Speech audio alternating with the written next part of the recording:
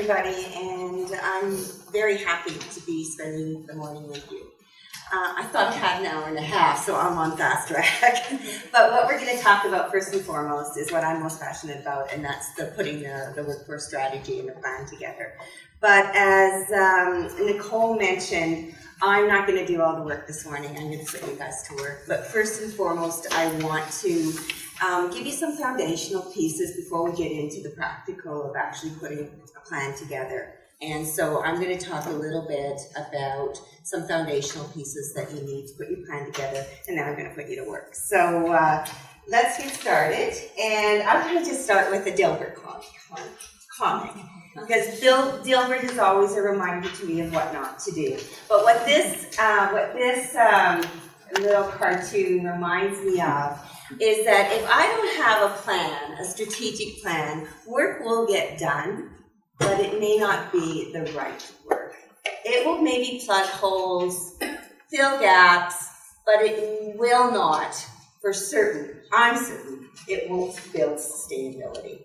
So I know that as long as I have a plan, a strategic plan, I'm going to be building sustainability. Otherwise, I might just be plugging holes.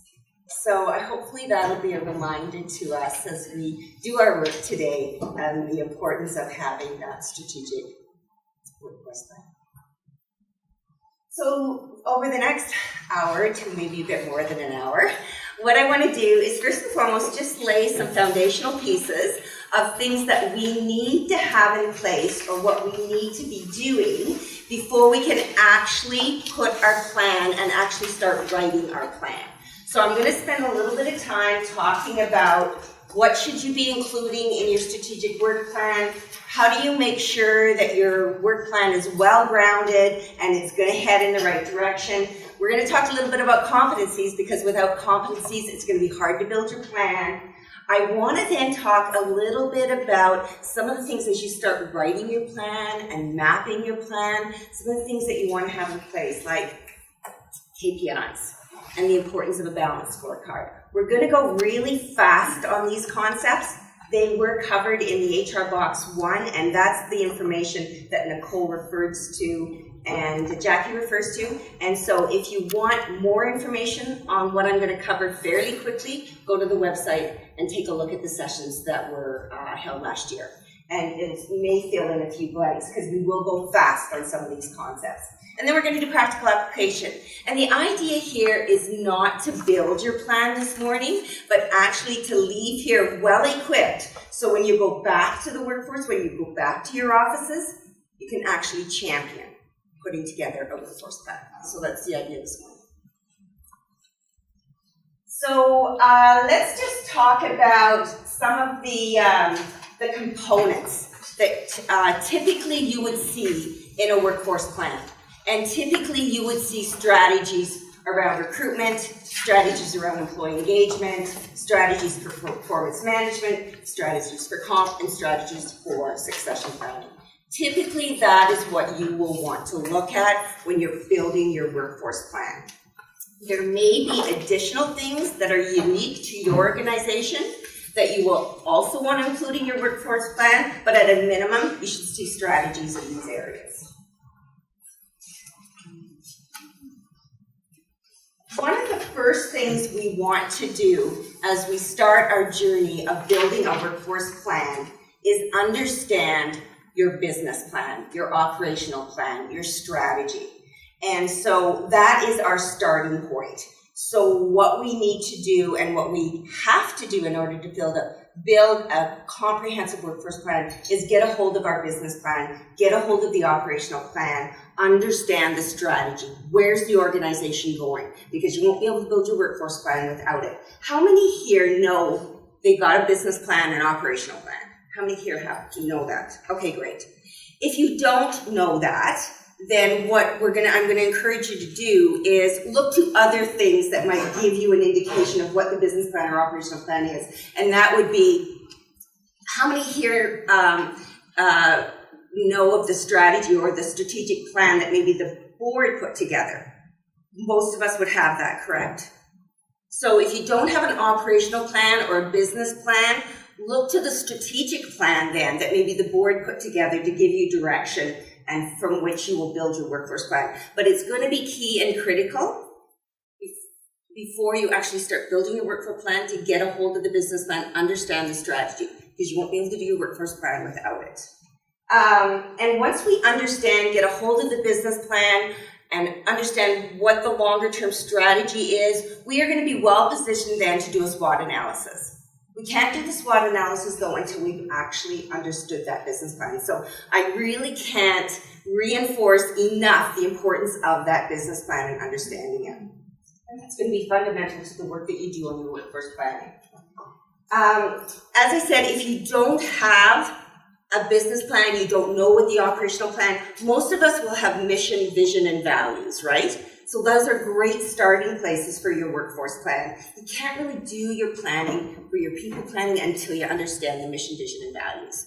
So without a business plan, you can still do your work with your workforce planning, but you'd want to have conversations with your leaders about your mission and your vision. What does that mean? Really internalize it and understand, what does your mission and vision mean from a people perspective, from a people resource perspective? So an important step coming out of here is spend time with your leaders, understanding and really internalizing that mission, vision, and values. How many here have mission, vision, and values that have been called out in your organization? Okay, great. So again, make sure you understand it. Make sure you know what that speaks to as far as the long-term plans. Get your CEO, your ED, whatever. Spend some time with them to really understand what those statements mean to you prior to starting to build your workforce plan. And then what we're going to do then, and what we're going to practice here, is actually once we understand that, we're going to do a SWOT analysis. And what a SWOT analysis is your strengths, your weakness, your opportunities, your threats from a people perspective. How many here have done SWOT analysis before? Okay, perfect. So we're going to talk a little bit about that as we get into the practical application later this morning. Important when you put together your workforce plan are your competencies. Your competencies are the skills, abilities, knowledge, attributes that you will recruit for, that you will train for, that you will develop for. So part of putting your workforce plan together is understanding what competencies do we need in our organization to land our business plan, to make it happen. So important in your workforce planning is having conversation with within your organization about what are the competencies we need to be effective as an organization. So that's part of building your plan, understanding what they are and what do the behaviors look like for each of those competencies. So we're going to get a little bit of practice today identifying and building these competencies. I just want to mention competencies can come at different levels. You can have core competencies, which are basically competencies that you'd want everybody in your organization to have, and you can have job-specific competencies. If you're doing your workforce planning, you want to identify the core competencies. So these are competencies that everybody in the organization needs to display.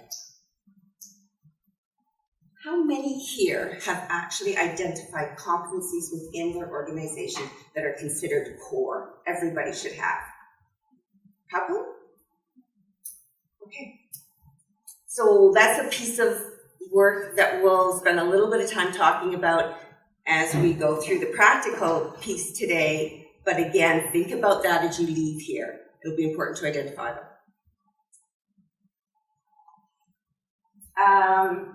So one of the, another reason why core competencies are so important is because all of your people plans, like your recruitment strategies, your training and development strategies, your succession planning strategies, will all be built around your core competencies.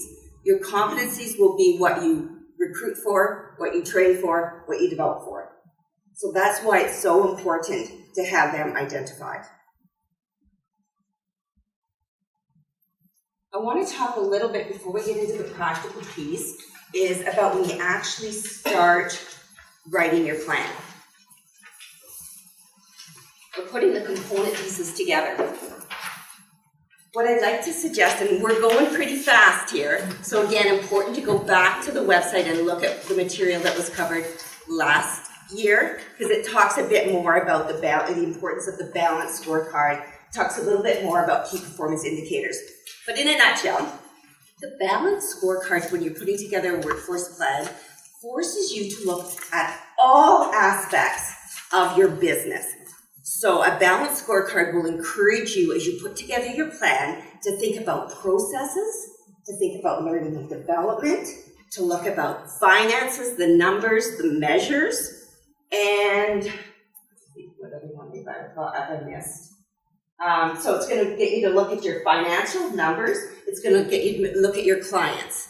So your workforce planning is going to address numbers, metrics. It's going to talk about process. It's going to talk about your client, and it's going to talk about learning and development.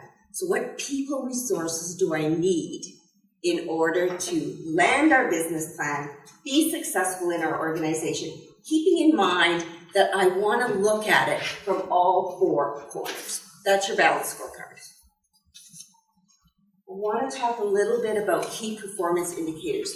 As you develop your workforce plan, it's not okay just to call out goals and objectives and actions. It's really important to measure. So those are your key performance indicators. And we're going to talk a little bit about that and actually get some practice on identifying some key performance indicators as you put together your work plan. In your little toolkit, you'll find that we've actually provided you with some metrics, some key performance indicators that you can think about as you reflect on your workforce plan, so you're not starting from a blank sheet of paper. And we've included those in your toolkit. We've also included in your toolkit a little article that a member in our team developed around metrics. Metrics are can be a little bit challenging, so we wanted to provide you with a little bit of support as you think about your work plan and what some of those metrics might be. So as you reflect on that as we go through the morning, maybe take a little peek at what's in your handout, and it'll help you identify some of those key performance indicators.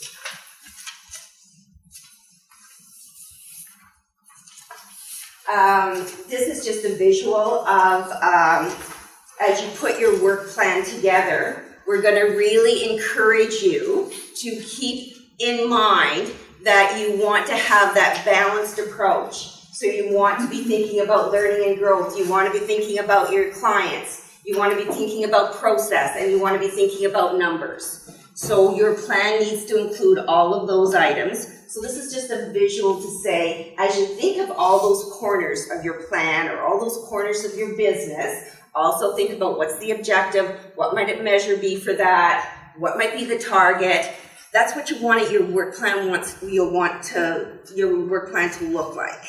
It's not just about calling out actions, it's about how am I going to measure it, what's that going to look like for a target. So just a little bit of visual as to what your work plan end result might look like. And these are some commonly used KPIs as we work on our workforce plan, and these are also included in your handout. So as we think about our workforce planning, just a review, because I've gone pretty fast, what we want to do is make sure, one, it's aligned with our business plan. We've considered recruitment. We're going to consider recruitment strategies, engagement strategies, succession planning strategies, performance management strategies. We're going to think of all of those things. We're going to conduct a SWOT analysis. We're going to make sure that we've got that balanced approach. We're going to think about learning and development. We're going to think about processes. We're going to think about numbers, and we're going to think about our clients. And we're going to identify and measure KPIs. So that's the sort of the rushed version of how we're going to approach a workforce planning. And now I'm going to put you guys to work. And in your handouts, there is a, let me just slow down and ask, are there any questions? I know I have a mic so that we can capture it on video. Yeah. So if you just raise your hand and give me a second to run over to you. Now don't be shy because we're going to give you a microphone. It is a lot, but what we're going to do is work through the process for the next 40 minutes, 45 minutes. So you can start applying it. Yeah. In our organization, is this on? I'm allowed to talk. So in our organization, we have blended workforce of paid and unpaid staff. Is that encompassed in this, or is volunteer strategy and management separate from this? I'd like to encourage you to include your volunteers in your workforce planning. So definitely it's part of who you are and how we do our work as not-for-profits. So your workforce planning should definitely, I'd encourage you to keep your volunteers in mind as well. Absolutely. Yeah. Absolutely. And actually, that's that one corner of client, right? That client there, like you're not going to successfully service your client unless you're actually paying attention to the volunteers. So it will force you to go there. Yeah. Okay. I know we went fast, and as I said, it's really important to go back and look at that material from the first, from last year's session, because all of these aspects that I just did in 10, 15 minutes are covered off in those sessions. But I think as we work through the actual process then, which we'll do over the next 45 minutes, hopefully some questions will come out. And they may be answered at your table if you do your work, or you can ask, and I'd be happy to give input as well. So what we're going to do is we're going to work through a scenario, and it's, so has everybody found the worksheet, the booklet? Okay, it looks like this. The planning workbook. Okay. So your executive director has requested a workforce plan to support the business plan, your operational plan. And your ED wants to take this to the board for approval next month. So you're tasked with putting this together. And so I'd like you to use the workbook in your toolkit as a guide and begin to put the plan together. Now you are not going to walk out of here with a plan, but what you're going to walk out of here hopefully with is the process. So you can understand, what do I need to do and who do I need to engage in order to do it. So that's what hopefully you'll take away from this session. So let's get started, and what I'd like you to do in the first 10 minutes at your tables, and if there's only 3 people here, why don't you guys join, because I think you'll have more robust conversation if you're joining a bigger group. So one of you might want to join here, one might want to join here, and just push back and join this table here. You might have a more robust discussion if you do that. And the same with you guys, if you want to join this table here, and it will just, I think, deepen the conversation. So for the first 10 minutes, what I want you to do is talk about alignment with the business plan. Specifically discuss at your tables how your mission and vision can guide you, and whether your organization actually has a business or operational plan, and what will you do to make sure that there is alignment in the business plan with your workforce. Because really, as you build your workforce plan, that is your first thing you've got to get your head wrapped around. So talk at your tables, how are you going to do that? And I'm going to give you 10 minutes to do that. And refer to the work plan, because you'll see that the business plan is the first thing on your work plan that you got to get your head around. So can you join the other groups? I'll give you 10 minutes, and then we're going to move to the next step. Okay? Any questions? I'm going to just ask if we can regroup as a whole group, because I'm interested in hearing, did anybody hear a nugget that they go, aha, I need to do that when I go back, relative to understanding my business and strategic plan? What did you talk about at your table? Did anybody share a nugget?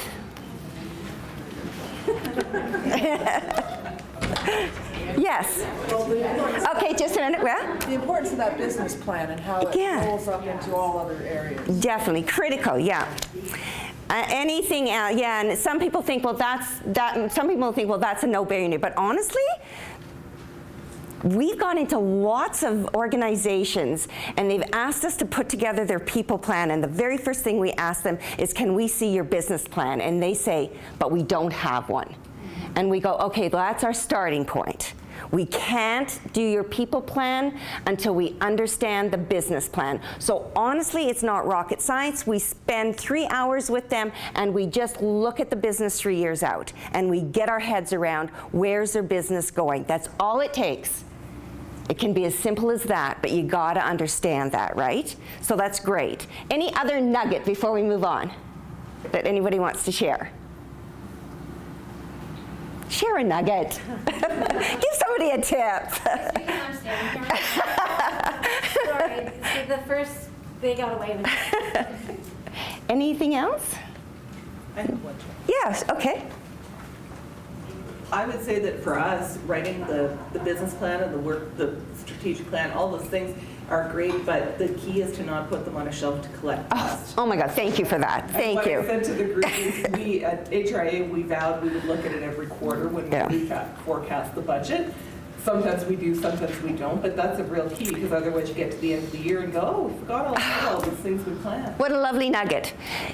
Thank you, Janice. So when, a takeaway from this is if you're putting plans together, build into your planning a process to review. That's really, really important, because otherwise it's shelved. Right?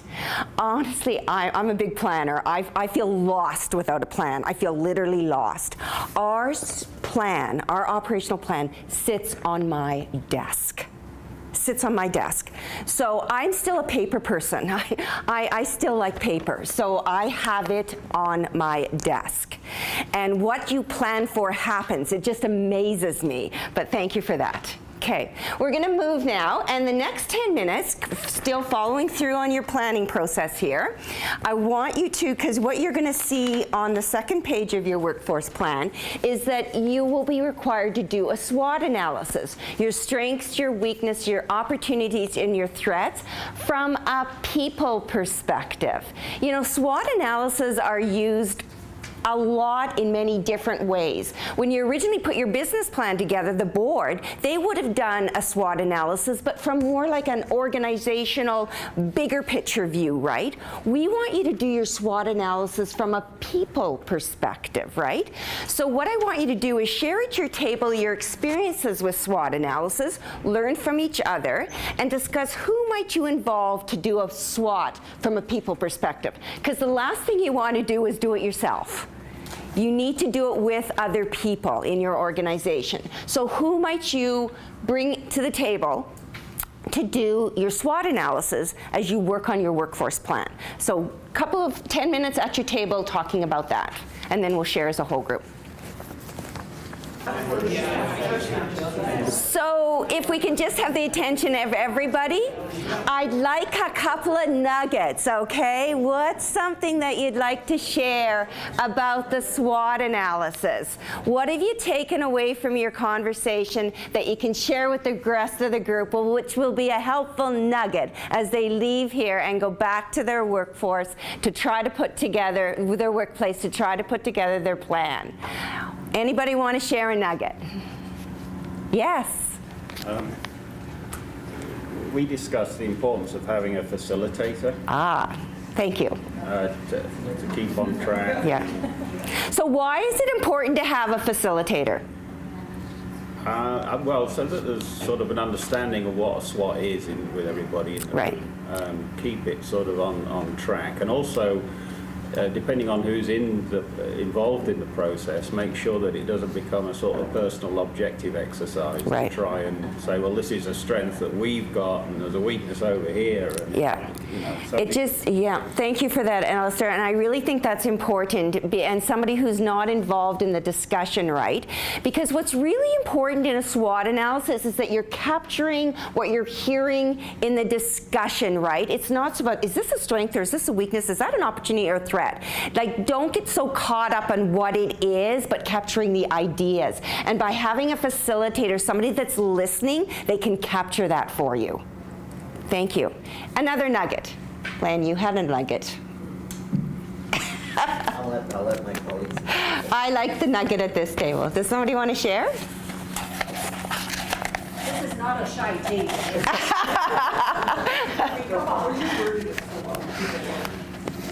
I'll give you that. Len, you're on the spot. Yeah, again. It's on. Yeah, thanks.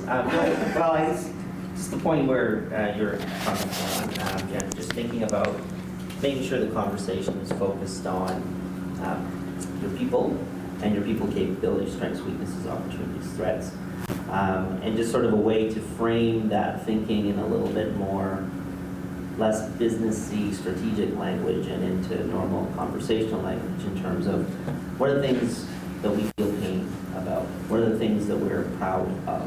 What are the things we're good at? What are the things that we're not so good at yet, but we'd like to be better at?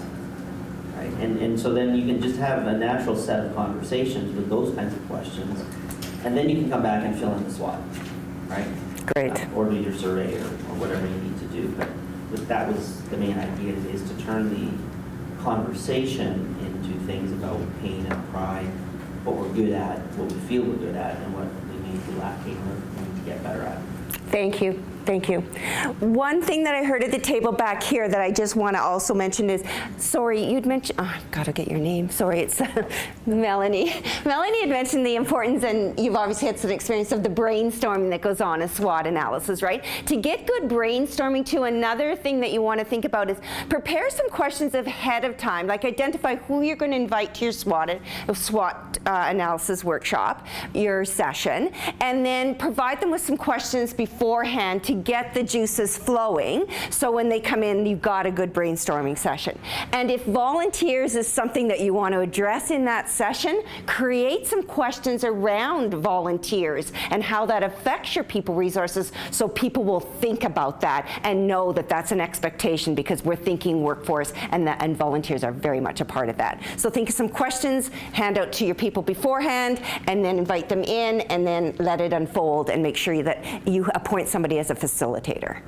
Okay, what we're going to do, what I want you to do next, again referring to your worksheet, your booklet, is we're going to now, remember we said that an important part of your workforce planning is identifying those competencies, because your competencies, that's your skills, abilities, attributes, what is it that you want to recruit for, train for, develop for, and do succession planning around. So these competencies, you need to give some thought to that before you actually can write your workforce plan. So what I'd like you to do is just spend some time, I'll give you 10 minutes, identify a competency that would be important for most organizations to include in their workforce plan, and work together on describing what it would be. So let's get a little bit of practice on calling out a competencies and behaviors that might you link to that competencies.